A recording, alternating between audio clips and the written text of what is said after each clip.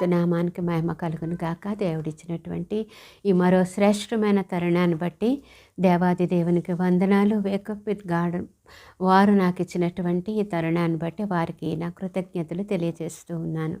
ఈరోజు మన వాక్య భాగము యెషయా గ్రంథము 49వ అధ్యాయము 8వ వచనము.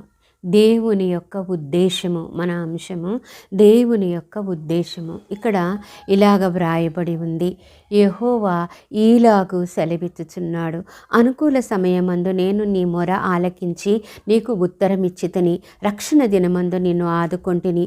బయలు వెల్లుడి అని బంధింపబడిన వారితోనూ, బయటికి రండి అని చీకటిలో ఉన్న వారితోనూ చెప్పుచు దేశమును చక్కపరచి పాడైన స్వాస్థ్యమును పంచిపెట్టుటకై నిన్ను కాపాడి ప్రజలకు నిబంధనగా నియమించితిని.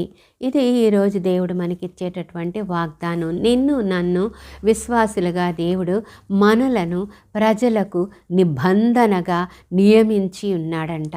ఆయన ఉద్దేశం ఏంటంటే ప్రజలకు నిబంధనగా మనం నిలిచి ప్రజల పక్షంగా ఈ పని మనం చేయాలంట. ఏంటది అంటే బయలు వెల్లుడి అని బంధింపబడిన వారితో చెప్పాలి. పాపపు సంకెళ్లలో బంధించబడినటువంటి సాతాను ఖైదీలకు మనం చెప్పాల్సిన సువార్త బయలు వెల్లుడి. మిమ్మల్ని రక్షించడానికి యేసయ్య శిలువ మీద రక్తం చిందించాడు, ఇక మీరు బయలు వెళ్ళండి అని. రెండోది బయటికి రండి అని చీకటిలో ఉన్న వారితో చెప్పాలట.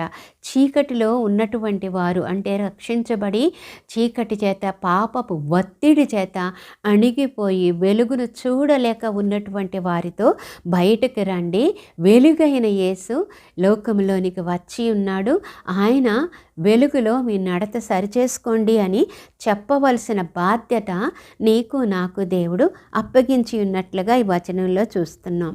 ఇంకా ఆయన చేసే నిబంధన ఏంటంటే, మన పట్ల ఆయనకున్న ఉద్దేశం ఏంటంటే మనము దేశమును చక్కపరచి అని వ్రాయబడి ఉంది.